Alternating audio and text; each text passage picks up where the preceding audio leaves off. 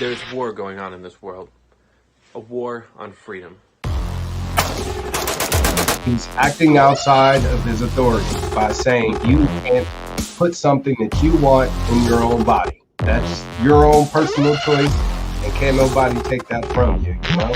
You're one of these taxpayers, and these are all your documents, and this is how we're going to rob you. It's fucked up, man. It's more war, it's more spending, it's more debt, and it's less freedom. We don't do that here. Some people think that you can't be radical and pragmatic.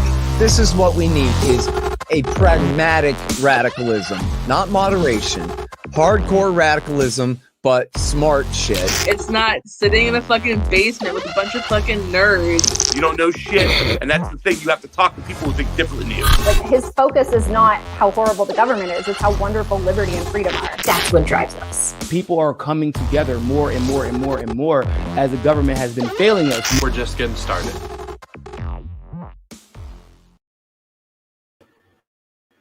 How's it going, everybody? Welcome back to the Fight for Liberty show. Tonight, we have a really awesome show for you. Olivia Rondeau is back on the show, and I'm really excited about that. But first, I'm going to tell you guys about how to get high. Go to nuggofknowledge.com because you can find some of the best premium CBD, CBG, and Delta-8 THC products. You can get them online, shipped right to your house. It's legal-ish in all 50 states, and it is a completely libertarian-owned company. And so when you buy from us, you help out not only the sponsors like myself and Free Speech Media, but also everybody else in this supply chain is part of the Liberty movement. So you're helping out awesome people that you know and love, like maybe Dan Berman or Tom Queter. So go to nuggofknowledge.com, use promo code F4L, and you'll get 10% off your first order. And then I'll get credit for it, and then I'll be happy. So definitely do that. It's good stuff. It's actually, I'm smoking some of their CBD flower right now. So go over there, check that out. But today we have, as I mentioned, Olivia Rondeau back. She has been extremely busy since the last time she was on the show. And so she's going to give us an update. Olivia, welcome back. Hey, what's up? I look like such a bitch in the intro. I cannot believe it. Like, I love it. It's my favorite part of the intro. Why did you clip that part? Oh my God. Like, I look like a bitch. I mean, it's truthful and it's accurate, and I find it funny. Well, thank you. As long as you find it funny. I guess everybody else in the Liberty movement can think I'm a complete bitch, so that's fine. That's okay. Well, I mean, if they're watching this, they'll see that you're not. Eventually. Okay. Hopefully. So you've been extremely busy since the last time we talked. You've been on Tim Pool. You've been on Kennedy. You've started working with Larry Sharpe. You've started contributing to FEE. You've been doing all sorts of stuff this year. So going all around, I'm curious, like, who is the coolest person that you met this year? Probably Spike. He's pretty dope. Wow. He's like my dad now. We have like the running joke that he's my dad because I posted that picture of us with Tasha, and everyone just believed me that they're my parents. So yeah, he just he was really cool to me in person, and we're still friends now. And he actually I can't remember if we talked about this already, but a lot of people were asking me like, oh my God, like, how'd you get on Kennedy? It was Spike. I got an email from the Kennedy bookers saying that Spike recommended me, and that's how they found me, through Spike. So he is like, that's awesome. He's like part of the reason why I'm even so busy lately. So I just love him. So yeah. Wow. Good answer. We actually, I just had him on a couple weeks ago, and we mentioned you and the fact that you were basically his daughter. Oh, really? Because there was also a running joke at a couple of the events that I was his son. So apparently we're are we siblings? Oh my goodness. Which I'm totally cool with. That sounds great. Let's do that. Okay, bro. That's funny. Why are you his son though? Like, do people just think like that's so awesome. there was a couple of like minor jokes leading up to this, but it really came to a head at the Ohio convention. We were at an escape room for like a fundraiser that's kind of outside of the convention, and we were just sitting there waiting for the escape, like it to be our turn in the escape room, and Spike is going on this like monologue about random things, and we decided that I needed a Jewish last name because I'm not actually Jewish, but I look Jewish and I act Jewish, so I need a Jewish last name. So he started calling me David Feitzenschmitz. Okay. And then proceeds to introduce himself as Jeremy Feitzenschmitz to the person running the escape room, introduces me as his son, and my friend Caitlin as my girlfriend at the time, Caitlin, and like, this is our family, we're the Feitzenschmitzes, and like just off on this entire rant to this random stranger at an escape room. And so, oh my God, what is he, like 12 years older than you? Not even that? I don't know. Just about, yeah. What is he, 30, 39? So 14 years? Yeah. Yeah, okay. Very believable. But he's also like got a receding hairline already, and you know, he. Oh my God, you don't have to come for his hairline. That's your father. That's our father. What's your problem, dude? What's your issue?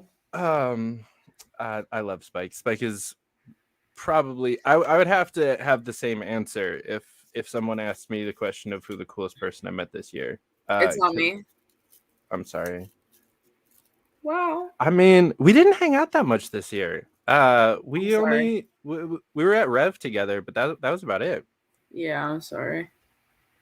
It's all on you. I'm sorry. I just like didn't go to, I don't know. I didn't like know about any Liberty events besides Revolution. Like nobody was telling me shit. Like, yeah, and Rev was an awesome time. It was a very weird mixture of groups and people, and I enjoyed it. Yeah, like there was like Turning Point kids there, and like just complete total degenerates. Boogaloo Boys were there.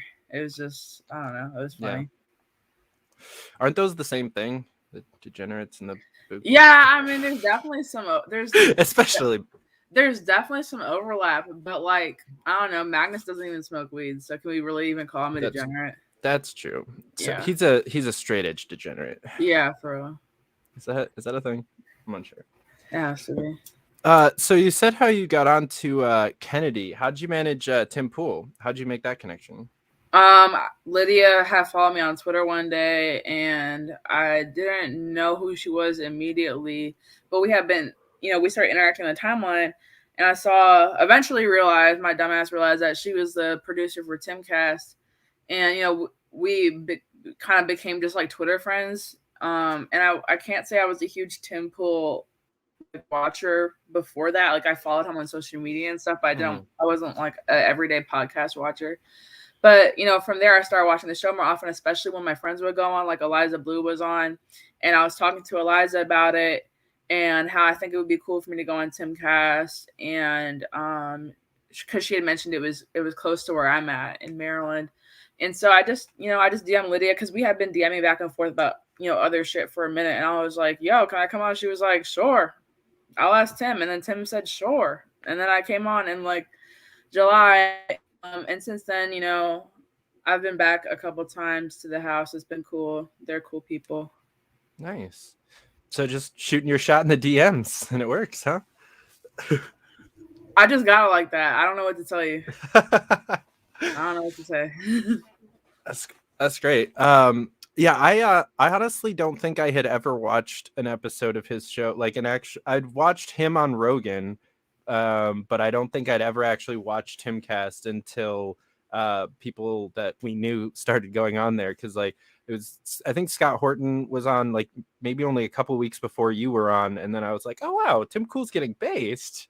Nice. Yeah, he's had Mises Caucus people, me, Scott. I'm trying to think. He had Clint on. He's had, he's had cool people on. Yeah. It's weird. Like, if you had told me at the beginning of this year that like my show would share guests with like Tim Pool and Kennedy, I would not have believed you.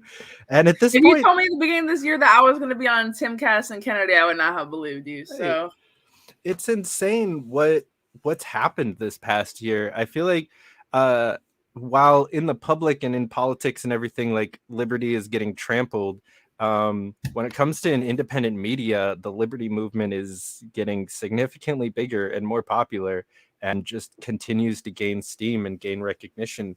It's kind of awesome. Yeah, I mean, even some of us breaking through to mainstream media like Fox Business. I've been on Fox Primetime this year as well recently. And I was on there with Lawrence Jones, who's another libertarian. So, I mean, there's or I shouldn't say another because I'm not in the party, but I believe he is a party member. But I mean, there are people making it, making the breakthrough into MSM, which I think is a good thing. Mm-hmm. Yeah. So tell me what you've been doing for FEE. So at FEE, I was a writer with the Hazlitt Project Fellowship. So obviously named after Henry Hazlitt, and that was a 6-month contract. That was from May to November, I believe.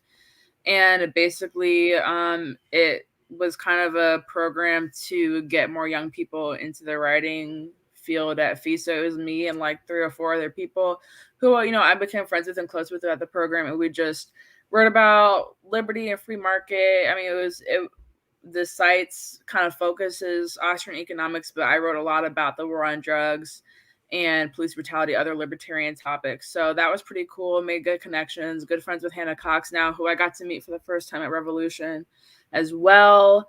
She's cool. So yeah, it provided me great opportunities, and I got to work with cool editors in the liberty movement. I mean, my editor at FEE, John Meltimore, he was another Timcast guest recently. Like, he's pretty well known too. So it was cool to work with people who are also like influencers in the liberty movement, like off of, somewhere off of Twitter, like in the journalism space. Yeah. If you had to pick a favorite of like the different mediums that you use yourself to message liberty, do you have a favorite? If it's like video, social media, writing? Twitter is cool and all, but I feel like I'm do a better job making my point through articles. I like writing. I think I'm good at it. I think I'm good at conveying my message a lot better in 1,000 words rather than like 240 characters or whatever it is. So yeah. Gotcha. Yeah, I haven't written pretty much anything lengthy at all since I got out of school. I was just talking to one of my friends. Just sent me a book that he recently finished, and I told him I was going to start reading it like a couple days ago, and I still haven't started because I still haven't finished the book before it. I have like 3 pages left of this book, and I still have just not finished it because I haven't picked it up in like days. But we were talking about just the writing process and whatnot, and I realized that I haven't written anything that longer than a page since I graduated high school. Oh, David. Oh, David. I mean, it's not for everybody. Not everybody likes it, I feel like I should probably give it a try again, because I do. I mean, I do this, which is definitely not the same. But I feel like I wouldn't be terrible at it if I actually like sat down and tried to do it. I just haven't had I haven't had a reason, I guess, to write since then. Well, hold yourself accountable to it. I mean, when I was like working for FEE and I had deadlines to meet and stuff, if there was a day I didn't feel like writing, I was like, oh, well, too bad. I have to. So, Yeah, that's the worst, in my opinion, the worst part about the kind of like open-ended job descriptions that I've had for the last couple of years, and the kind of weird work or working for myself, like doing stuff like this. There's nobody to like yell at me if I don't do it, and I have very bad self-discipline. That's pretty relatable. Sometimes I get like that. I also have a fear of letting people down and disappointing people, though, so that kind of whips me into shape. That's fair. I'm really proud of myself. I uploaded like 6 months worth of the show back to the audio platforms last night. Nice. I I hadn't uploaded one since May. Nice. Because my old computer really couldn't handle it, and my internet wasn't doing so hot, and I was kind of scatterbrained. And then it became like you're so far behind that I would have had to have uploaded like months, and then it's months, and then it's more. And so it just became a daunting task that I finally was like, all right, we'll do it. And now I have decent internet and a good computer, and so it's something that I can just like do it after the show is over and stay up to date. Awesome. Proud of you. We're going to try to at least have some decent self-discipline on that one. Well, I believe in you. Thank you. So I guess I'm just going to ask the same question for all the things that you do. How did you get connected with Larry and start working with Sharpe Way? So I talked to Larry for the first time at Maj Touré's Solutionary Summit last year when we were both speaking on the same panel. But Larry dipped like immediately after the panel, so I didn't really get time to like connect with him on a personal level. But he had me on his podcast like a month after the Solutionary Summit, so we got to talk that way. And then this year at the Solutionary Summit, we weren't on the same panel this time, but we did already like know each other. So we were hanging out like the whole time in Miami, which was super fun, actually. I don't know if anyone else has seen Larry Sharpe in a Hawaiian shirt on a yacht in Miami. It's pretty funny. So yeah. And so we were like sitting at dinner one night in Miami, and I was just kind of complaining about life and stuff, and he was giving me a dad speech, and he was like, well, come do some work for me. I'll pay you. And I was like, okay. And that's basically what happened. All right. So he's just a nice guy. He's my other dad. There's like another joke that Larry is my dad too. So him and Spike have to fight for the position. I have a feeling that's not going to be the only position they'll fight for throughout their tenure in the Liberty movement. Maybe not. I love Larry. He's the reason that I actually got plugged into the Liberty movement and the party. Because I joined the party in 2016 when I registered to vote. Like I registered as a libertarian, and I paid my first year's membership dues like literally at the same time. I just did it all in one day, and kind of got involved here upstate, but then quickly moved down to New York City and got completely like cut off from the people that I knew up here and everything. And I just kind of put politics on a back burner until like 4 days before his election. I went to an event of his in Manhattan and pretty much volunteered from that event. Like I left that event to go do a thing for the campaign, and then all day the next 2 days, and then into election day. Like I pretty much volunteered for him from the event to the election, and got to meet like everybody from the New York City party and a bunch of other people from the state party. And they were like, oh yeah, you have to come to our meetings, like they're the second Tuesday or whatever. And, I actually finally got plugged in, because otherwise I was just kind of like, I was a libertarian living in New York City, just completely unaware that there was a party or campaigns or anything else going on. And then ended up actually running for office the next year because of how like excited I was about the party and everything, and how plugged in I was. And there was like 4 elections on the ballot that year, and I lived in one of the districts, and the whole party was like, yeah, run for city council. And I was like, okay. Awesome. That was fun.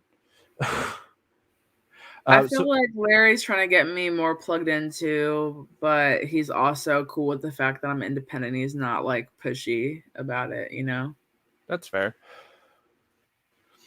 So what kind of work have you been doing for him? So I don't work for the campaign. I wanted to make that distinction because I think it's like illegal if I don't. But I work for Sharpe Way, which is the media portion of Larry's ventures. So it's like basically managing social media and producing videos for Sharpe Way, the YouTube channel, and I host the Sharpe Way show on Thursdays, which was why I was at Larrython. I typically host Thursdays, sometimes by myself, sometimes with Larry if he is also free on a Thursday, but sometimes I just solo host it. Nice. Yeah. How is it like, or what's the difference between like your own show and your own social media versus doing it for somebody else? Larry has a completely different audience than I do. That's like the main difference that I've struggled with, but I also find interesting because a lot of his audience are left libertarians. A lot of them are libertarians that pulled away from the New York Democratic Party. And he just better appeals to Democrats than I do. So it's been a kind of a learning curve for me to be a right-leaning libertarian or conservative libertarian independent that comes and hosts the show. And I get pushback from the comments sometimes, and I have had to learn how to have like a nice friendly debate or discussion while hosting a show. And it's been cool. I like it actually. But I would say, yeah, the audience, like the demographics of political thought, the audience is probably the most different part. And also just the topics that we talk about. I think my own show, which I haven't done in, I don't know, a month. The last time I did it with Reed, and I haven't had a new guest on in months. I've just been really busy with everything else. But another difference is that like my show is just a lot more casual, and it's not as much as of a Q&A. Like Larry's, when I host that, it's very much a Q&A. It's very interactive. Mine is definitely interactive, but it's not mostly people asking questions. It's just people just kind of saying their opinions on what I'm saying. So it's been like a challenge to host Larry's show because I think his audience is actually pretty intelligent because Larry's a smart guy. And I think a lot of what he says flies over a lot of people's heads. I think that the reason he's not as popular as, some other more famous libertarians is because he talks really fast. Like the guy talks like Ben Shapiro. And he talks about some complex subjects that a lot of people don't like to hear about. And that's not to shade anyone that has a larger platform. I think I at least on like YouTube and Twitter have a larger platform than Larry, so that's just saying something about me. But I think he appeals to a lower common denominator just because he's a really smart guy. And so I've had struggles with like communicating with his audience who disagree with me, who are like more liberal than I am, and I'm just like, okay, they're making me like think about some things at least. I haven't really changed my opinion that much, but it's making me, I think, it's holding me accountable to actually being able to defend my positions even more. So I enjoy it.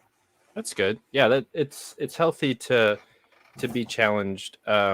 It's super easy to get into an echo chamber in the liberty movement, even though like there's a lot of infighting, and so it doesn't feel like an echo chamber. If you're in Liberty Twitter, like it would be impossible to really notice that it's an echo chamber, but we all agree like 95% on most things. But the shit that they fight about is like the 1% though, so they don't even care about that. They don't even, it's not even fighting about what they disagree with anymore. It's just like fighting about like dumb shit. Like it's not even ideological debates. It's just I know. It's shit. Like, oh my God, Dave Smith said what? Everyone has to fight about it. Oh my God. It's like, what the fuck? We're not even arguing about policy anymore. We're arguing about Dave Smith saying some shit on a podcast. Like this has nothing to do with policy, the liberty movement. It's a personal, it's a debate that just has nothing to do with it. And when I was seeing the drama today, I'm just like, I don't care what Dave Smith says about what's sexual assault and what's not. I'm sorry. Right. I didn't find it offensive, but I wasn't going out of my way to watch it either. It just didn't look like something I was interested in hearing Dave Smith's opinion on. So I was like, why are so people offended by it? Like the people that are hating on him so much, like you must be in love with the guy or something. You must just want to suck his dick because why are you so mad about this guy's opinion? What does it matter to you? He's just a guy. What is the obsession with him? I don't get it. And how it's like basically Mises Caucus people versus everybody else. And it's like, it turns into like who are the right-wing Nazis of the party, and I'm just like, because Dave Smith says some shit about drunk sex, like what? Why do you guys care so much? Why do you guys care so much? I think that's a big part of the reason why I haven't become part of the party yet, because it's like we don't care about the real issues. We care about Dave Smith drama. That's it. Yeah, I will say that the actual party itself, it like offline is significantly better than what it looks like online, because most of the people taking part in a lot of this crap aren't actually part of the party either. Like never gone to a meeting or like never actually worked for a campaign or taken part in the party itself. But yeah, today was cringe. I found the people defending him were just as cringe though, in my opinion, because it was like again, it's like, are you guys sucking his dick or something? Right. Like, I don't care. I just don't care. I don't care to Yeah. get mad at it. I don't care to get passionate enough about it to launch and defend him. Like, I just don't care. It is just sad to see people spend their whole day arguing about some shit that somebody else said. Yeah, I couldn't imagine caring enough about any person to voice my opinion on what is or isn't sexual assault in public where it can be screenshotted and saved forever. I will say, I'm not a fan of the Faketarians. They take shit out of context all the time. Every time I've seen them, I think they've unfairly gone after Dave and Mises Caucus people in general a lot of the time. I'm also not really a fan. I've had the founder of the page on my show, as well as I'd consider multiple of the admins to be good friends of mine. However, what they do on that page, I constantly I roast them for it both online and in person. And yeah, I agree. Most of it's bullshit, and then the problem is that so much of it has been bullshit or just like ignored that when they do actually like come forward with something legit and serious, everybody's just no one cares. Yeah, I'm not even saying it's. I should clarify. I'm not saying it's Dave's fault for starting the drama. And when I said I don't care about his opinion, I'm not saying he shouldn't say it. I don't think it was his fault for the clip going around because it was the Faketarians' fault for clipping it without the context. With the whole context, I mean, I don't really have an opinion on the first place, but with the context, I just thought it was clear to me that Dave Smith is not a rapist like they're trying to say he is. But I mean, I feel like that should be obvious to most people, but not to them. Not to the people that hate the Mises Caucus for no fucking reason. Yeah, I mean, especially like the people that were making like comments about any kind of like continuality or like this being a problem now. I'm like, he is married with a child. Like, I don't think you have to worry about him trying to sleep with your wife. Don't worry, guys. Like, well, this guy just had a kid too. Like, just leave him alone for like a second. What up, Dan? Welcome to the chat, Ben. Olivia, do you like the band Skillet? Do you know who that is? Mm-mm. Okay, never mind. I was just gonna pick on Ben because he's been roasting me for being a fan of the band. It sounds like some white people shit. It is. It's like a Christian metal band. Okay. What the fuck? Do I look here and know what that is? Who knows? Well, they came out recently as like pretty based, and they're like not requiring vaccines at their shows, and they their lead singer called Rage Against the Machine's Government Rock, and has been kind of shitting on them, which I fully believe is more of a PR stunt than actually like anything political or like meaningful, but still kind of fun to see like people getting mainstream press for being anti-vaxxers. Yeah, how are things? I know we talked about it a little bit before we went live, but how are things going with the COVID stuff down in Maryland? And we're gonna see vaccine passports rolling out in DC, which is the city I live closest to, and I'm in Montgomery County, and Montgomery County has been having a mask mandate already, so we're gonna see if they want to do the vaccine passports too. I don't think they'll do vaccine passports here, but they already have the mask mandates indoors here. Yeah, we just went back to that here in New York for no reason. Like I've been looking at the data, and my dad's like a database manager and does data stuff for a living, and so he's been having fun like playing around with the CDC data lately to get practice on the system that he has to use for work. And so we've been like looking at all this stuff and like comparing like COVID deaths to other kinds of deaths, and like seeing where it ranks, and then like the big peak that Hochul made us try to lock down for again and put the mask mandate back and is trying to like push more of a vaccine mandate was literally like it jumped up to like 56, I think, deaths last week. But in 2018, in the same like calendar week, 1,100 people died of the flu. And so fast forward 2 years, we've got a mask mandate for 56 people. And it's insane. And almost half of the counties in New York are refusing to enforce it, but most businesses in those counties are national franchises who are following corporate orders, not even like government orders, to comply with something that they don't even have to because their county said no. So I'm getting like kicked out of stores because I don't have a mask on, even though I live in a county that's not even supposed to be enforcing it. A damn shame. I'm so sorry to hear that. But it has been kind of fun to see the places that aren't enforcing it. And I was at the mall today, which the mall has been very, very heavy. They've had a mask thing pretty much the whole time, except for like over this summer, that like golden period we were talking about, that like where we had that like little bit of no masks over this summer.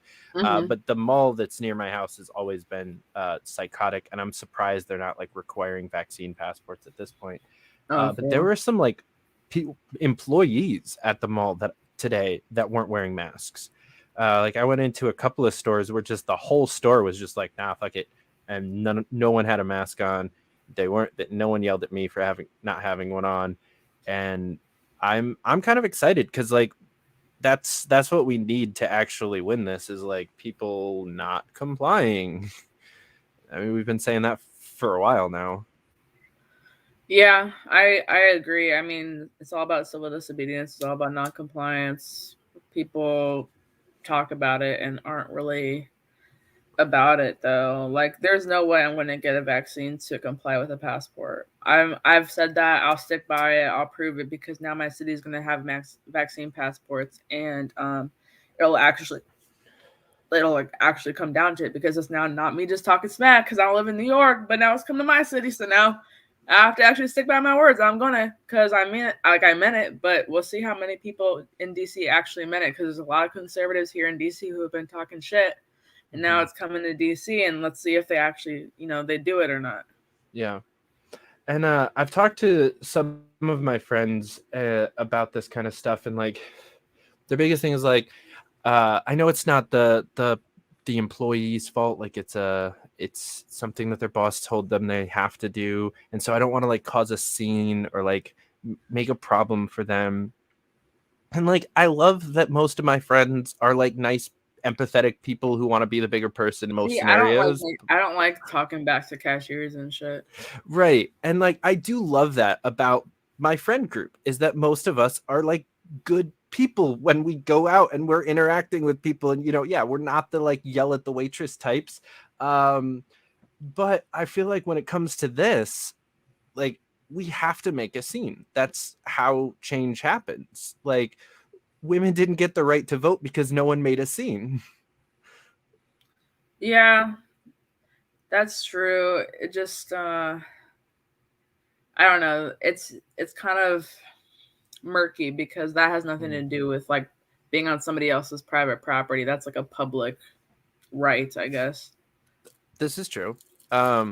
And I do believe, obviously, in like private property and people's right to private property, which is why I've tried to have like some very civil conversations with if I'm interacting with a person that actually has the ability to make a decision and like express this, if it's like the person whose private property it is.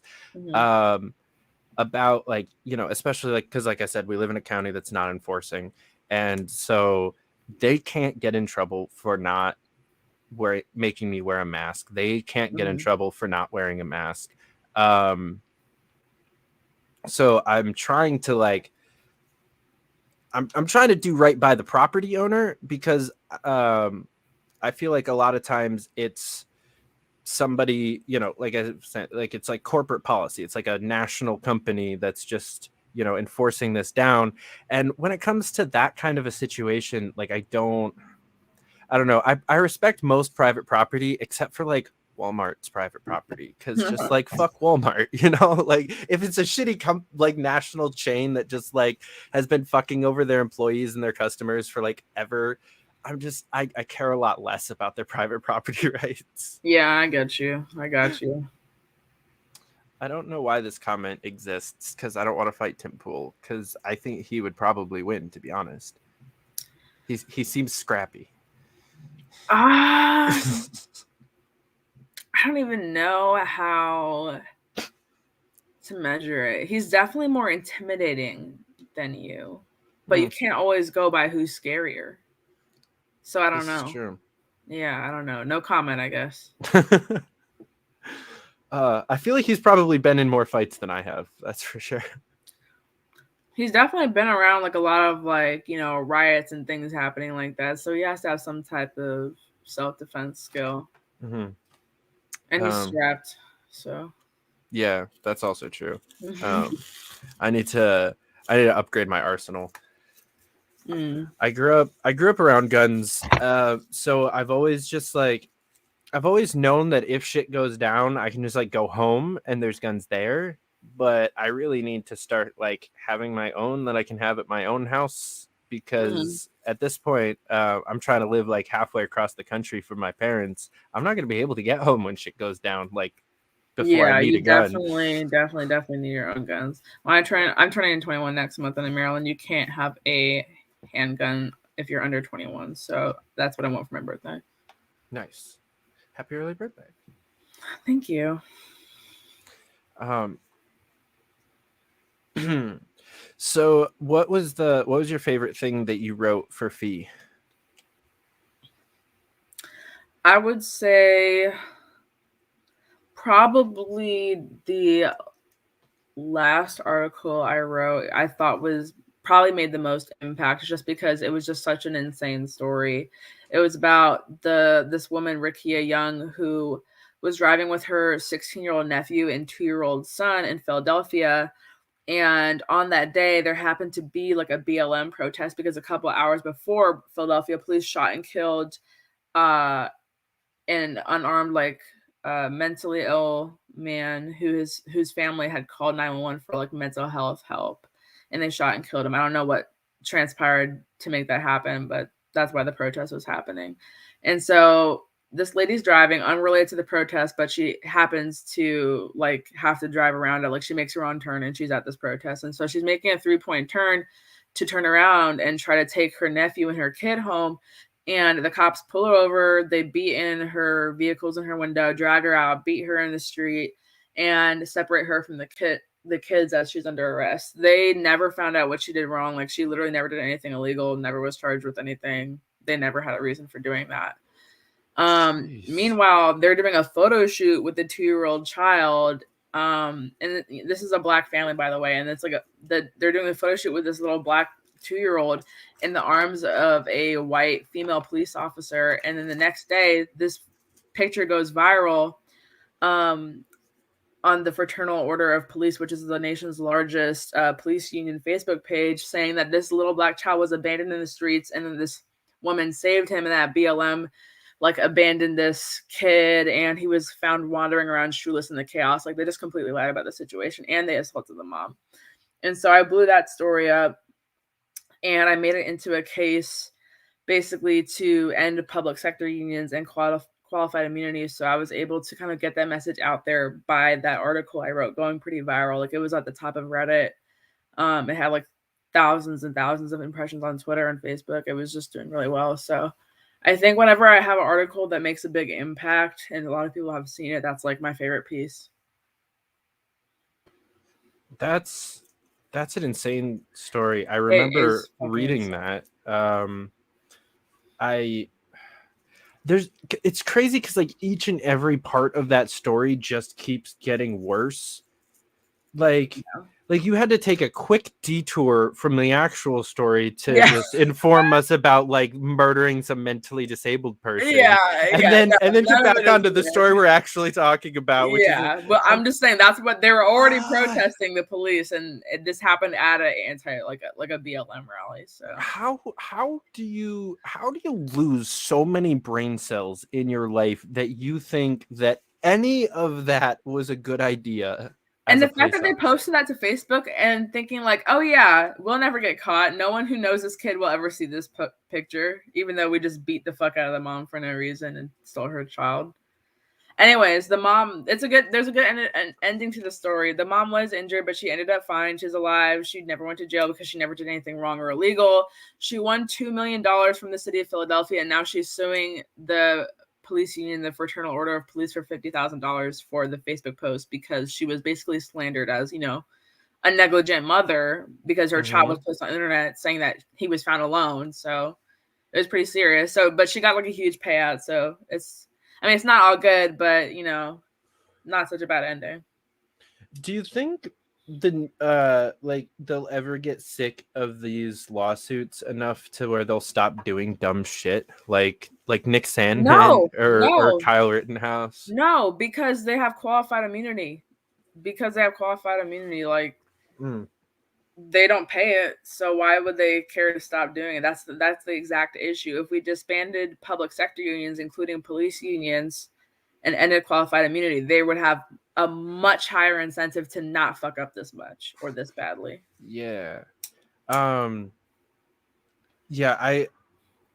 never understand how we got to a system where I don't know how qualified immunity ever sounded like a good idea to anybody. Probably just police lobby groups. I don't know.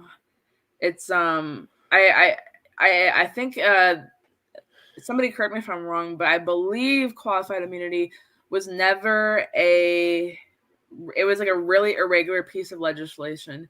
It was passed not through Congress, not through any type of legislative process, but by the Supreme Court. The Supreme Court just kind of wrote it into law, I believe.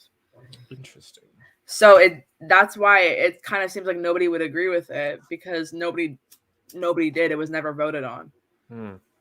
That would make sense. Yeah, and meanwhile, the Supreme Court, or so I've been told, is supposed to protect our rights and freedoms and keep the government accountable. It clearly doesn't, because anyone who still believes that the Constitution is helping us right now is living in a fucking fantasy land. I think the Constitution is good. You can be a constitutionalist and recognize that the Constitution isn't holding anyone to jack shit right now. The Supreme Court is not being held to jack shit right now. It's a piece of paper. There's no consequences for not following it.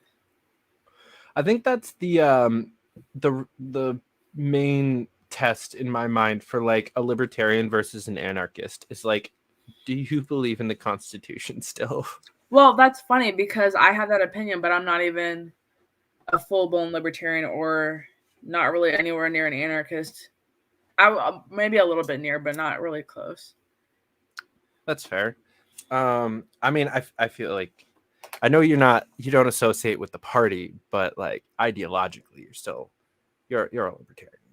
Like, I mean, there's some things you have to have gotten you by now.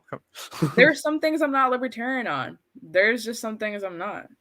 That's fair. Can I ask like what?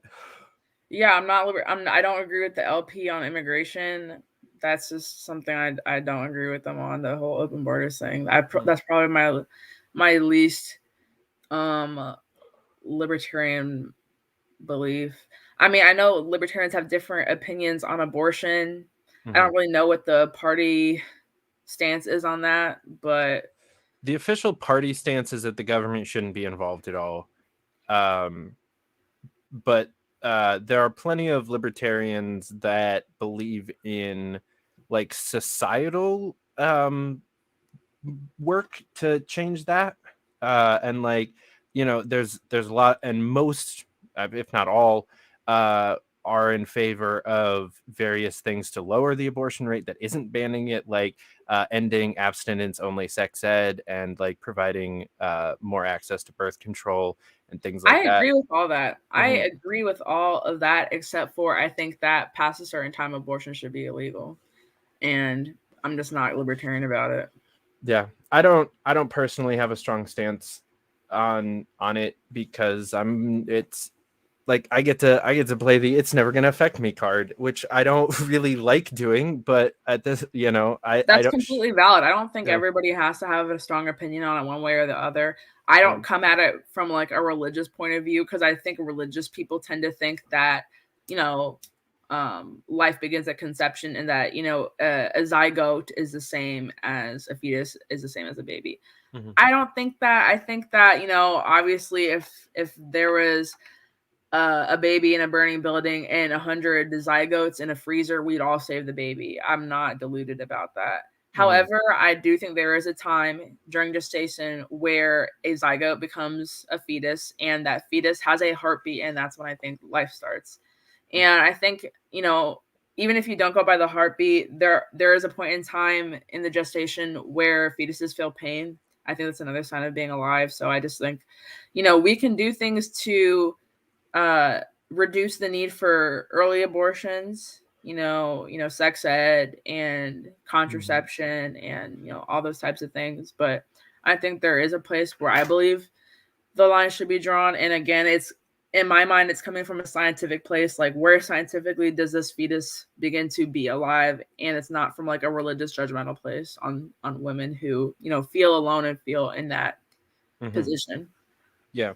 I don't think that I would ever until something changes in society and this becomes a less like isolated political issue outside of it just being, is it murder or not? I would agree that there's a line where, like you're saying, like if they can feel pain and there is a heartbeat, like there's a person there. I feel like if we drew the line correctly, or just like if we just could all just kind of come to a consensus on the line, we could do enough to make it pretty much never past that line. Like third trimester abortions are already quite rare, and even like late term abortions at all are still already quite rare. And I think that there's just a few things that we can do to push it the rest of the way down to where the only time that's happening is for like serious medical reasons. And then also, yeah, I think that, we should try to lower the rate in general, because it's a bad thing to do to your body just in general. And yeah, I mean, there's so many side effects. Women have died during abortion. It's a dangerous procedure, first of all, depending how long you are.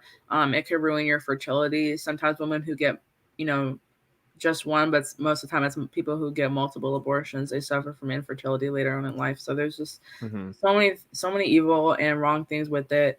And then if you look at it from, the agenda perspective, I think there is an agenda, especially with Planned Parenthood, to, lower certain populations via eugenics, whether it be minorities such as Black people, Jewish people, or now, they're looking at disabled people, because, I think it's I don't know, some EU country basically eliminated Down syndrome, because every woman in that country gets a test to see if their baby's gonna have Down syndrome, and almost like 99 or 200% of them choose to abort it. That's eugenics. And I think there is a an agenda side that we have to think about, not just like, oh, is a life, is a death, is a murder, is a blah blah blah. There is an agenda, I think, that people who push abortion are pushing. So there's that as well. It's scary how many times throughout history eugenics gets politicized and like placated in various ways. Like we as a human race, we're just like systemically bad at sniffing that out and stopping it. It's horrible to me, because if anyone's ever met somebody with Down syndrome, they're usually like the sweetest, most unique, like caring person you ever met. They deserve a life. And you'll never meet a Down syndrome person who is saying they don't want to be there. Like, they enjoy life more than a lot of people do, in my experience meeting some of them. So it's crazy for a whole country to justify the fact that and celebrate the fact that there have no population with Down syndrome people because they have not given them a chance to live. And I find it really disgusting, actually. Yeah. And you make a really good point there that like they're not, or at least because my experience is very similar to yours, where most like I've never met somebody with Down syndrome that like wished that they were aborted. You know, like I know a lot more people without. Us people with the normal amount of chromosomes are all depressed and fucked up and on drugs and shit. Mhm. People with Down syndrome are some of the most happiest people, and they do come with medical complications. There's not a very long life expectancy for people with Down syndrome. I mean, there are outliers, but a lot of them do die younger than the average person. Mhm. But I think that eradicating them and making sure that nobody has a chance, I think that's wrong. Yeah. And you can see that, Margaret Sanger in American Birth Control League, which later became Planned Parenthood, their plan is coming true in America. In New York City, more Black babies are aborted than born. So I think that's pretty heinous as well. Mm-hmm. Yeah. And I think it really speaks to like the the individual rights side of things, because if you want to make the argument for maybe some of the other disabilities that are like extremely like horrifying and difficult to live with, and you want to say that like maybe it's better, but like especially there are plenty of disabilities where that's just not the case. Like my sister actually contemplated for a very short period of time having an abortion because her third kid, they were doing tests and they found very, very, very early on. She was only like 6 weeks along when they found out that she was going to have both a lung and a heart defect and possibly not survive the pregnancy and then possibly not make it to like 2, even if she was born. Like that, they told her that at about 6-7 weeks along. So like there was a big window there for her to just, it was still a zygote almost, like she had that window and she contemplated it but didn't, and I'm so glad that she didn't because my niece is freaking adorable and I love her to pieces, and she actually she had to go through like 6 surgeries within the first month and a half of being alive, but has recovered quite well and she's doing good, and at this point she'll probably need a heart transplant in her late 30s, but she'll live. Yeah, she'll be pretty much fine. Wow. So yeah, I think that it's a really weird mindset when you're like arguing for this kind of stuff when the person that you're arguing for would disagree with you. Yeah, I've seen there's some clip going around of, I think it was at some pro-life rally where a man with Down syndrome was speaking, and he was speaking on behalf of the pro-life people saying, look, I have Down syndrome, I'm happy, I love my life, I want to be given the chance to live, and other Down syndrome people feel this way, or people with Down syndrome, my bad. But it's like so crazy how we just don't listen to them. Like I think it's more ableist to want to just abort people with disabilities and not listen to people with disabilities. They act like it's trying to save them and they're not being ableist by doing that, but it's doing the exact opposite. Very much agreed. So borders and abortions, I feel like that's not a very strong disagreements from the LP platform. I know I now agree with the open borders part of the platform, but it was a couple years in the movement before somebody actually like explained it to me thoroughly and in the right way where it actually clicked, and I was like, okay, that makes sense. And then at this point, like, because I am an anarchist and I just don't believe in the legitimacy of anything government related, borders is just easily lumped into the abolish all of the things. So now it's even more like ideologically consistent, but I understand why like minarchists and libertarians still believe in border security, because like I know that the like globalist anarchist sect of the world is quite small. I know that I'm in a minority of people that want global anarchy. Also, and this is, I think it gets a little bit deeper than that. It's not just about border security. I don't think it's even just about wanting to know who's in the country. I think I'm more conservative because I think I'm coming at it from more of a nationalistic perspective. It's not just security. I think that Americans have a heritage and a culture that's superior, and that's the reason. It's not just because I don't like MS-13 or whatever. And I think that's why I differ from most libertarians, because for them it's a financial thing, and for me it's like financial also, but also cultural. That's fair. Yeah, I used to be very, very nationalistic, but that's gone now. Yeah, you did, filthy degenerate. I mean, yeah, I don't know. I just keep getting fucked over by the government and learning more about history, and I'm just like, like I do agree that like America's history is I mean, there's terrible parts, but there's also like really awesome parts, and we've definitely kicked most of the rest of the world's ass consistently, and I love that about us. But I also like kind of don't want us to continue to exist, so that makes it kind of hard to like be nationalistic. Yeah, I think this is just why I'm more of a minarchist. I think that there are things that a formal organizational structure such as government in a very minimal sense would be better at doing. Yeah. We don't have that form of government right now, but I think that there is a better way to do things. Yeah.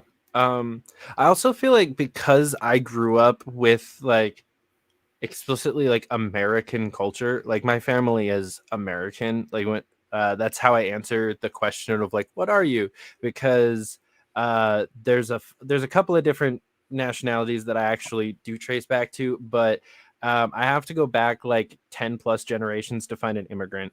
Part of my family came from like the Germans that owned New York before they sold it to the British.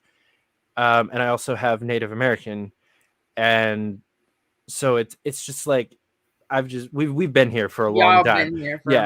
And so like I grew up on like Hamburger Helper and Kraft mac and cheese and like casseroles. Like the closest thing we had to like any kind of an outside culture was a little bit of German, but that wasn't because of blood heritage. It was because my grandparents were stationed. My grandpa was in the army and was stationed in Germany for about 8 years when my mom was a kid.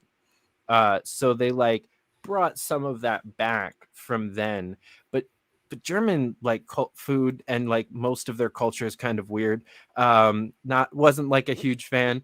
Oh my god, that's so offensive. That's like literally racist against Germans. Okay, Germans don't have the best food. Neither do British people. Like we just know this. Like there's parts of Europe that don't know how to do food.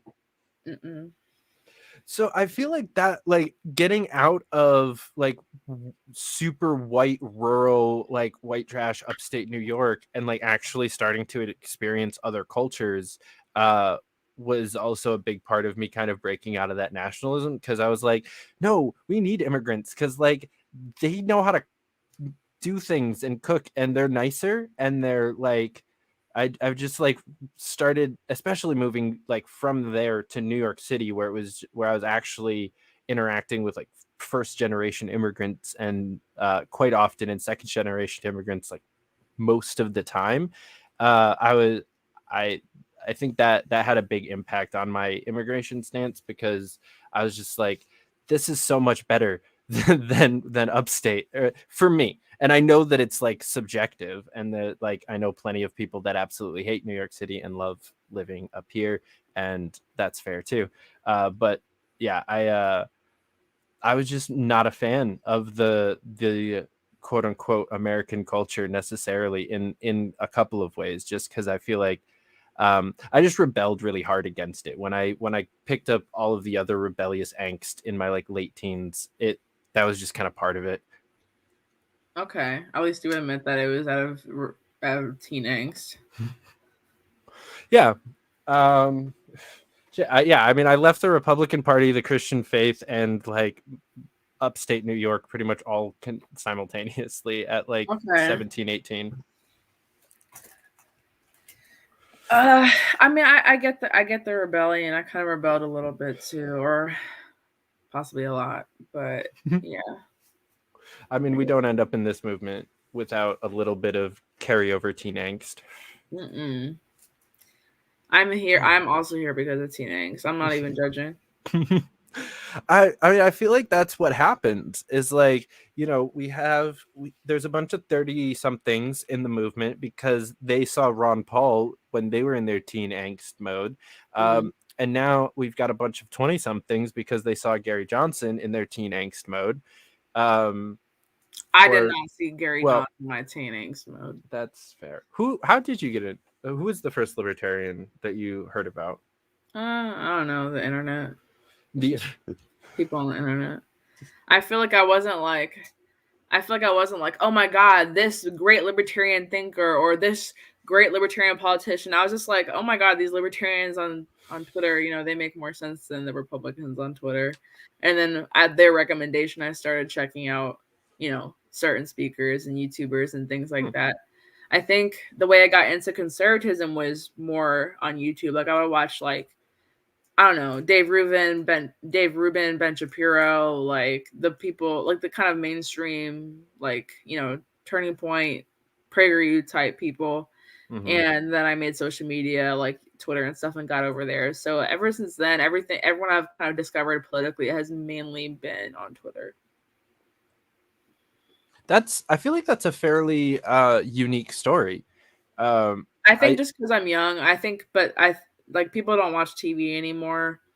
You know, when people used to say like, oh, I used to watch this person's show on NBC or this person during the debates or this person in the newspaper. It's like people don't do that stuff anymore. People consume social media more than any other medium. So I think we're going to see a lot of people who, you know, are in their teens, you know, grew up in I guess like Zoomers, I guess. People who just grow up in the 2000s probably are going to find our movement through social media. Yeah, that's fair, and we're getting a lot better at it, which is something that's fun. I'm glad that like the position of social media manager actually like exists on most campaigns and most like state parties, and it's like I believe at this point is a paid position at the national level, or communications director, I believe is like. We're actually like taking this shit seriously. Finally. I mean, even having you on the Sharpe Way is something that's I think an improvement from anything that we would have done like 3 or 4 years ago, because it's just we didn't take social media seriously. Yeah. I mean, it's just a bigger operation now. We know how to, you know, target different demographics and young people now, or at least better, you know. And it's I think it's nice that you know, I kind of to the point or to speak on your story, like it's nice that we kind of have like an army now. You know, before when we took most of our activism politically, it was, you know, maybe 4 or 5 major candidates.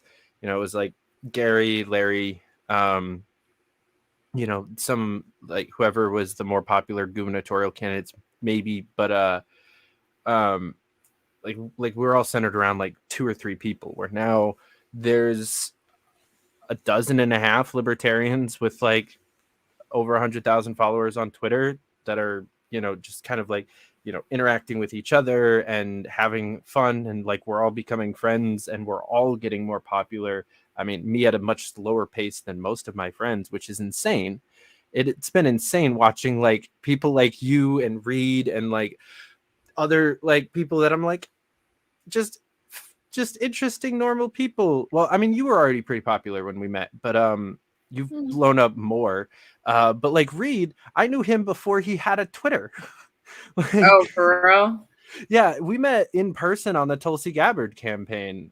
Over 2 years ago. Has he changed a lot? Spill me some tea on Reed. Honestly, not really. He's gotten more anarchist, but other than that, no. Okay. He is the same like deadpan. My favorite story of hit though is I don't remember if that bit is in the intro that I played today, but there's a video of me bump firing an AR that's usually in my intro. That video was taken on a day where we took 4 like super lefty like almost like pretty anti-gun, or at least like about Tulsi's level of like, you know, we need background checks, we need you know, maybe an assault weapons ban because like they're big and scary. We took like 4 of them out shooting for an afternoon and red pilled all of them on guns and gun rights.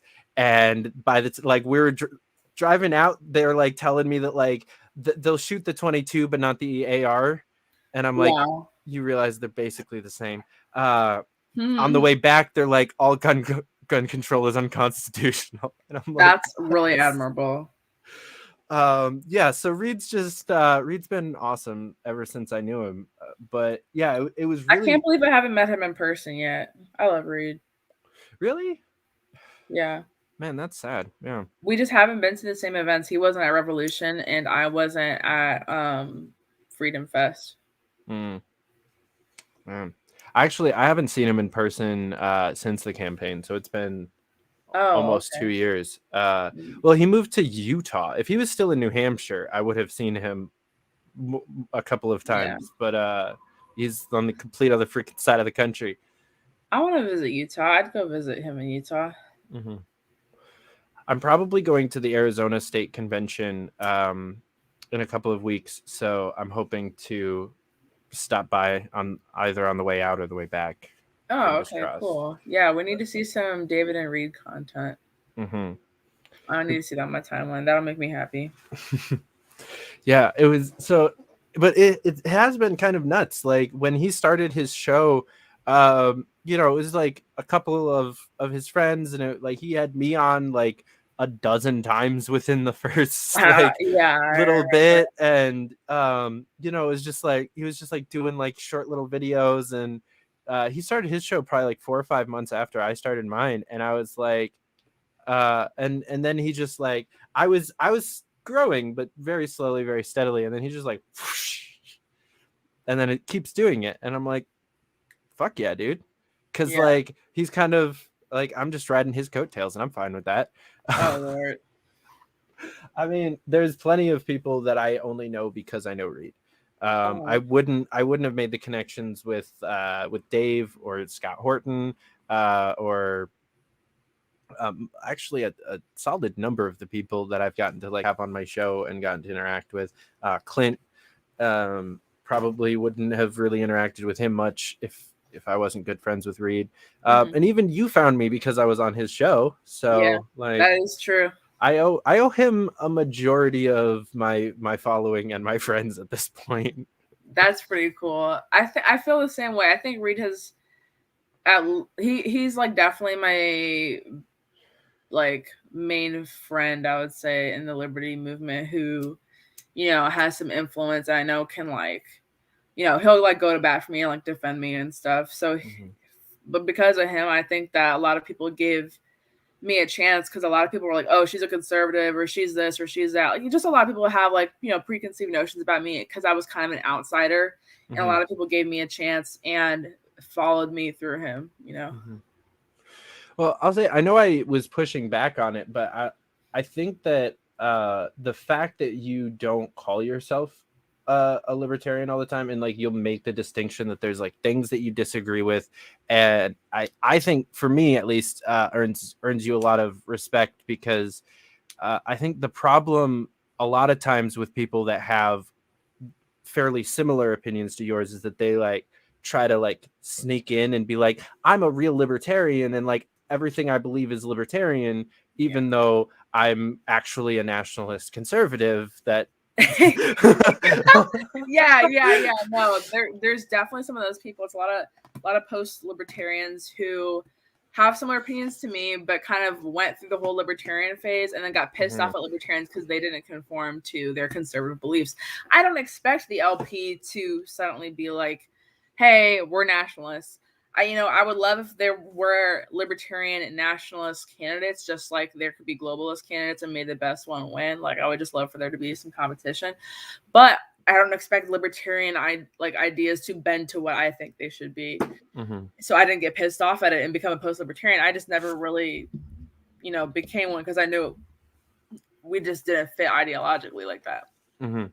Yeah, and when you throw that out there, and we still like realize that we agree on like 80+% of everything else, and like by far the more important things, like ending qualified immunity and ending the war on drugs and all of these other things, like I feel like it would be insane to like discredit you or shun you because we disagree on a couple of. You would think it would be insane, David Fite. You would think it would be insane, but nevertheless, there are always people who want to say like, "Oh, she's just a conservative," or there are people who think I'm too libertarian on the conservative side. They're like, "Oh, she's just a liberal. She's a libertarian." Like, there's just always people who say shit like that, even though we disagree. We agree on most shit.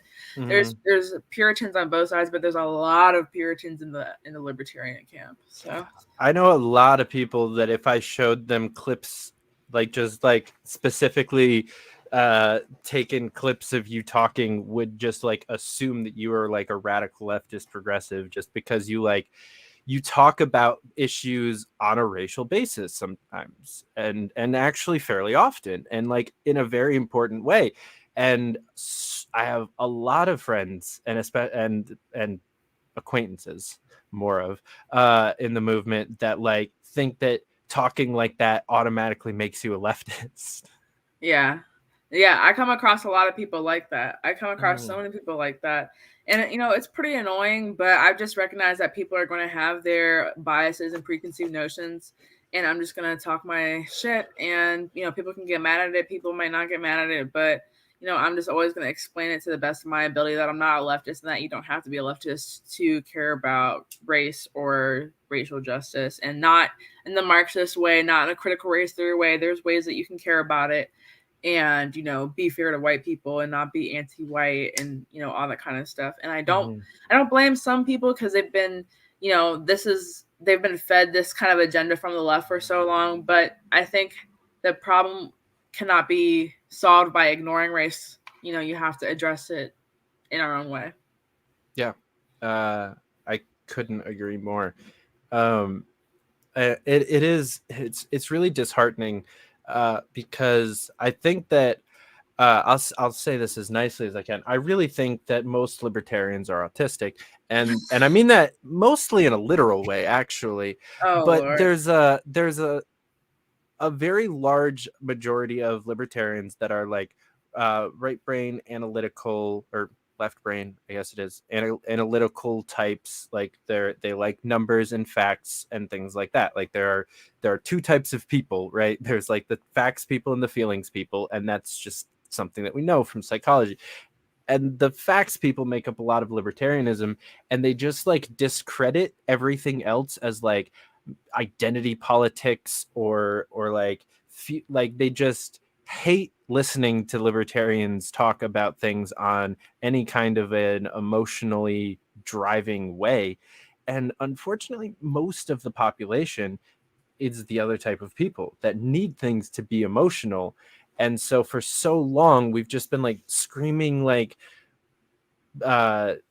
large economics lessons at people, or like just like data and graphs and stats, when like what they really need is a story that will drive home and like make them feel something and change their opinions. And I think that for a lot of people in this country, something that makes them feel something is talking about race. And because it's something that they see that needs to be changed, and they see the problems and they hear about the problems, and hearing a solution based on that problem from a libertarian perspective wakes them up to like, why not only do we need to make weed legal, we also might need to like not tax it or like not regulate it as heavily as some of the states are doing it, they'll actually listen to that point because we attacked it from we need to stop locking up Black people for a plant kind of a perspective. I So agree. yeah, I honestly, I really like I watch you whenever you go on Kennedy, and I'm a fan of the stuff that you're saying. Like, I like the way that you're attacking it, and I think it's a fairly rare like perspective and voice at the moment. Thank you, David. That means a lot to me. I don't really know what Kennedy's viewer base or how many people who watch it or really anything like that. I guess it's a lot of libertarians, but I was a fan of the show before I went on. I did watch it pretty frequently. I watched that show and I watched Gutfeld. Those are like the two shows on Fox that I'm a fan of because there's a lot of libertarians in those shows. But, you know, that means a lot when I see people who I like and respect, you know, comment and say they've watched me on Kennedy and stuff, because I feel like there's so many people that I like and respect that go on that show, and it feels cool that I'm in their position too. Yeah. And I think that at least judging by what I normally hear from her and her other guests, I will say I don't watch her show all that often. It's usually I'll watch it if you or Spike are on it, and sometimes a Dave Smith episode here and there. I don't watch as many of those just because I think I've heard him talk more, and I kind of know what he's going to say most of the time. What was I going to say? But yeah, I think that you know, they're fairly her audience is fairly conservative still, and maybe like, you know, like conservative libertarian, but I feel like her audience is probably just making an assumption here, the kind of people that don't often hear these perspectives. And I think like you and Spike are pretty much the only people that use like left language. Yeah. It's funny though. I feel like I get accused of being more leftist than Spike, but Spike's a white guy, so no one's like, oh, well, he's just an evil Black Lives Matter Marxist. I'm more right-leaning than Spike is, but for some reason, I'm the one that I think I get accused of being like a leftist, you know, Black supremacist and shit. You know, I'll let you guys guess why that is, but I'm just saying. So the other thing that you got out of Twitter this year, you got a boyfriend because of social media and memes and joking. Tell me that story, at least the condensed version. I feel like it's such a long story. Okay, let me start. Okay, so I follow this guy on Twitter like end of 2019-ish. Didn't really talk at all. We were just mutuals, whatever. In the beginning of 2020, I had just like gone through a breakup. It was horrible. So I make a Tinder, right? And I see he's on it, and I saw him on it, and I was like, whoa, I didn't know this guy was in DC. So I DM'd him. I was like, I saw you on Tinder. Like, I sent him a screenshot. And so he basically told me he was interning on Capitol Hill. He was working for Paul Gosar at the time, which is like such a coon thing to do, but that's so funny. Like, honestly, I'm a Gosar stan now just because that Jordan worked for him. But we arranged to meet at CPAC because CPAC was coming up. Again, another coon thing to do, but whatever. We were just DC Republican kids. And COVID happened like the weekend after CPAC. We had like a good time and stuff, but we were just like, you know, being friends or whatever because we were internet friends. And then he had to go back to California because COVID happened, and I like didn't see him again for like a whole other year. This year we had kind of been talking over the summer because he started crazily harassing me on Twitter every single day, just like constantly like hitting on me and flirting with me and stuff. And honestly, I guess subconsciously I thought he was cute because if I thought he was ugly and annoying, I probably would have blocked him. Like, it would be creepy, right? But I guess I was like, okay, I'll allow it. And then in August, my other friend was trying to convince me to come to HotepCon, which is like the Hotep's Been Told You show. They have like this annual like Hotep Nation weekend or whatever. And this year it was in Vegas. And I wasn't really finna go because I didn't have like, I didn't have time to buy like a last minute plane ticket to Vegas. And I'm not 21. So I was like, what the fuck am I even gonna do in Vegas? But then this guy, Pedro J, hits me up again. He's like, hey, I'm going to HotepCon. I'll send you money for your ticket if you come. And I was like, well, shit, I guess I'll go. And so one thing led to another. that's how we got together at HotepCon in Vegas. And ever since then, it's been kind of rough because he still does live in California, but I fly out there or we fly out to somewhere else and do a trip. And yeah, Nice. it's pretty fun. I was in California for the first time for Thanksgiving. I was there for like 2 weeks. How was that? I thought it was gonna be a lot worse than it actually turned out to be. He lives in like a Republican part of California, so nobody gave a fuck about the masks. Nice. We went to Disneyland and they didn't give a fuck about the mask that much. So, well, that's encouraging. Yeah, I had like being in Orange County and being in Palmdale, which is like in Antelope Valley, that actually renewed my hope for California because I felt like I wasn't giving it a fair shot just because I heard so much about LA and San Francisco. But there's there's rural parts and there's conservative parts that are against all that shit. Yeah. It was really interesting. I worked a petition in the Bay Area last year, and so I started off in Oakland, then was in San Francisco for a couple of days, and then we went about an hour northeast of Oakland to just like a very Republican area, and it was so weird to just be like 45 minutes to an hour away from San Francisco and just like be petitioning outside of a Walmart, like talking to a bunch of people that are just like, yeah, fuck Newsom, like Trump 2020. And I'm like, okay, that's weird. Yeah, there's definitely some people that'll surprise you. Mm-hmm. It was actually really fun being up there petitioning because all I would get to is the can you sign my petition to stop Gavin Newsom? And they would just cut me off there and say yes. I didn't even have to finish my Gavin Newsom's ban on flavored tobacco. They would usually cut me off before I finished my first sentence. It was great. It was the easiest petitioning I've ever done. It was insane how difficult that petition was in San Francisco and Oakland, though. I'd assume it would be difficult there. I was literally standing outside of a dispensary saying, like, sign my petition to save flavored blunt wraps, because that was part of the ban. Like, flavored blunt wraps and hookah were also included in this because Newsom's a moron. Outside of a dispensary being like, help me save the flavored blunt wraps. Not a single signature. I stood there for 3 hours and didn't get a single signature. Everyone was either like douchebaggish and blew me off, and everyone that actually like engaged with me about it and like half semi cared, were like, no, man, I only smoke joints. Like, fuck tobacco. Like, that's bad for you. Like, nicotine's bad. All natural, bro.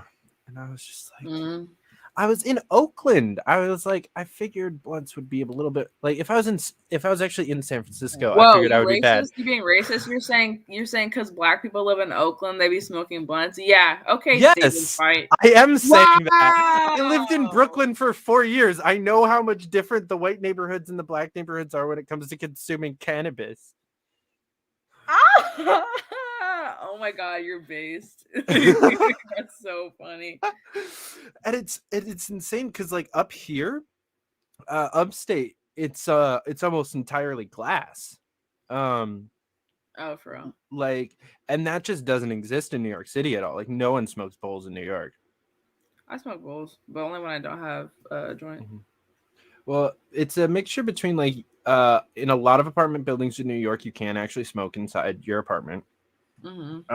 Or you're like away from home most of the day because most people like work an hour and a half train ride away from their house and then they like hang out there and then they go home. So like they're out and about.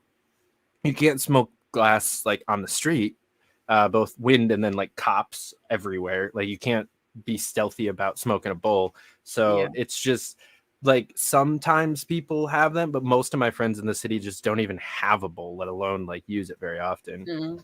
Got you. But I used to literally not know how to roll a blunt. I used to be so fucking bad at it. I don't really know how. I can roll joints, but I'm not good at rolling blunts. It's weird that it's different. You just like think it's the same, and then it's not.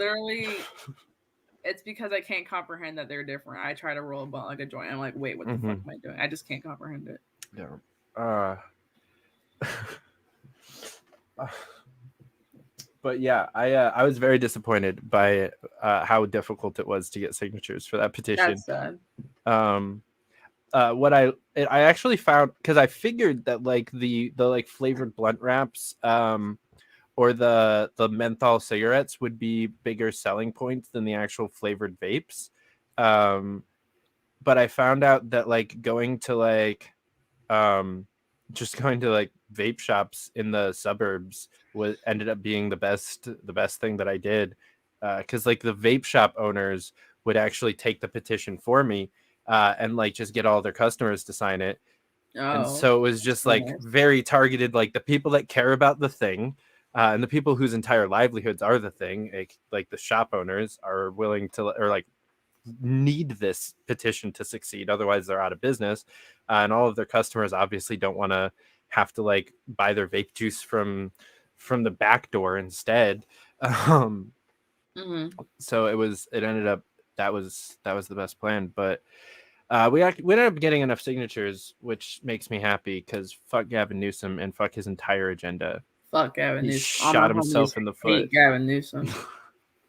I find it very hilarious though that on that job I was working directly for, and it even says on the petition in very large letters that I was working directly for J.R.R. Reynolds and Philip Morris, like Big Tobacco.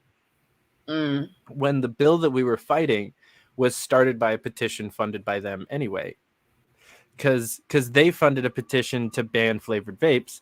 Then Newsom decided he wanted to add all tobacco to it. Wow, that's what they get. That's what they get. Don't try to meddle in shit then. Right. And then yeah, I love that Gavin just like when shot people himself think they in can flex government power and think that government power won't come for them eventually, it just cracks me up. Damn, that's a good quote. Put that one in the intro instead of me talking like a complete fucking bitch. Maybe. Oh wow. Okay. Thanks. Man, you really don't like that clip. I find it beautiful. I just feel like I just sound like so annoying. Like, I mean, to be fair, the person before you and the person after you are also talking shit about libertarians. So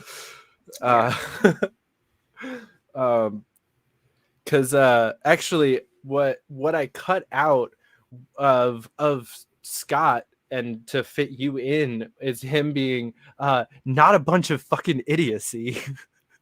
So you're actually nicer than what Scott was saying there. Yeah, I guess. But before we wrap up, I want to give you a chance to shout out like how people can follow you and all of the things that you're associated with, and how they can maybe get involved with some of the projects that you're working on. Yeah, so I'm on Twitter. It's on the bottom of the screen. It's RONDEAULIVIA. It's Rondeau Olivia. The Instagram is rondo.olivia. I'm on Facebook too. Don't use it that often, but it's just my name. And also subscribe to my YouTube channel, just my name as well. On Instagram and Twitter, I have a link tree in my bio, so that'll take you to, if you want to read my Timcast articles or Fee articles, anything like that, that'll take you to all those different links. And that link tree is also in the description of this video if you're watching on Facebook or YouTube. So you guys can click on that. Go follow her on everything that you can figure out.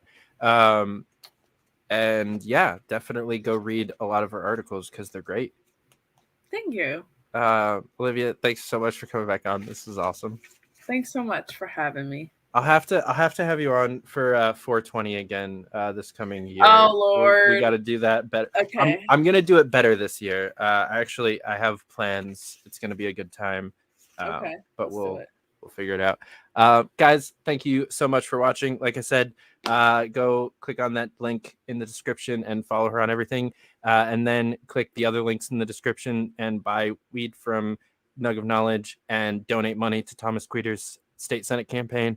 And then click the like on this video, click the subscribe button if you don't already, even though I'm very happy, like 60% of my viewers actually subscribe to my channel, which I feel like is very weird and an odd thing for a YouTube channel, but like I'm actually pretty happy about that. Like a lot of you guys already subscribed, so thanks for that. Y'all are dope. And then come back next week on the 29th for a birthday special with a bunch of guests that I'm not going to announce any of yet because only a couple of them are confirmed, and it's going to be a lot. So wait, next week is your birthday? Yes, the 29th. Oh my god! Happy early birthday! Thank you. That's awesome. Yeah. So thanks again. This was fun. Thank you. Okay. Thanks for watching. Definitely see you back here next week. And until then, keep up the fight. Shut up and sit down.